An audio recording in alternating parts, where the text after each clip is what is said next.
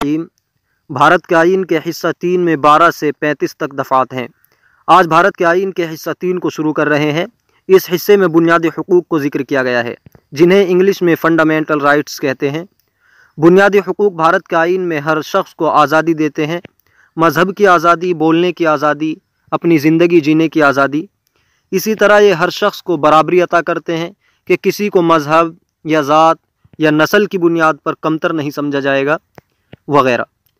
اس طرح کے حقوق کو آرٹیکل 14 سے 32 تک بیان کیا گیا ہے۔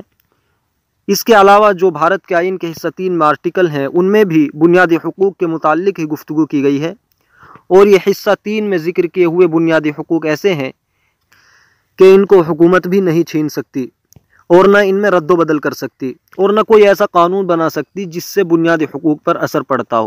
یہ ہر بھارتی کے مولک ادھیکار ہیں۔ بھارت کے آئین کے حصہ 3 میں 12 سے 35 تک آرٹیکل ہیں۔ ان میں سے آج ہم آرٹیکل نمبر 12 کو سمجھیں گے۔ دیکھیں، اس حصے میں ایک لفظ بہت زیادہ استعمال ہوا ہے، اسٹیٹ۔ اردو میں اس کو مملکت کہتے ہیں۔ اس کا استعمال اس طرح ہوا ہے جیسے مثلا دفعہ 13 میں کہا گیا ہے کہ اسٹیٹ یعنی مملکت کوئی ایسا قانون نہ بنائے گی جو اس حصے سے عطا کیے ہوئے حقوق کو چھین لے۔ اسی طرح دفعہ 14 میں بھی اس لفظ کو استعمال کیا گیا ہے کہ اسٹیٹ یعنی مملکت کسی شخص کو مساوات یا قانون کے مساویانہ تحفظ سے محروم نہ کرے گی۔ اسی طرح اور بہت سی جگہ اس لفظ کا استعمال ہوا ہے۔ لیکن اس لفظ کا مطلب کیا ہے اور اسٹیٹ سے مراد کیا ہے، اس کو بیان کیا گیا ہے آرٹیکل 12 میں، کیونکہ ہمیں جو بنیادی حقوق ملے ہیں وہ اسٹیٹ کے اگینسٹ ملے ہیں۔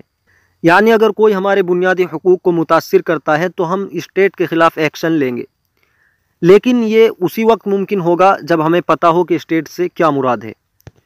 تو اسٹیٹ کی تعریف بتانے کے لیے دفعہ 12 کو رکھا گیا ہے۔ دفعہ 12 ہمیں بتاتی ہے کہ اسٹیٹ یعنی مملکت سے مراد 6 چیزیں ہیں۔ نمبر 1، بھارت کی حکومت یعنی کیندر سرکار، سینٹرل گورنمنٹ کہتے ہیں جسے۔ نمبر 2، پارلیمنٹ، جہاں پورے ملک کے قانون بنتے ہیں۔ نمبر 3، ریاست یعنی صوبے کی حکومت، وزیر اعلیٰ وغیرہ۔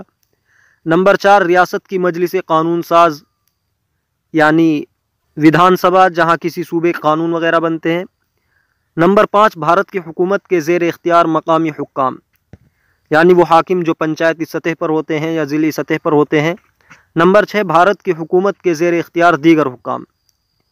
اس چھٹی قسم سے کیا مراد ہے، اس پر وقتاً فوقتاً بحث ہوتی رہتی ہے۔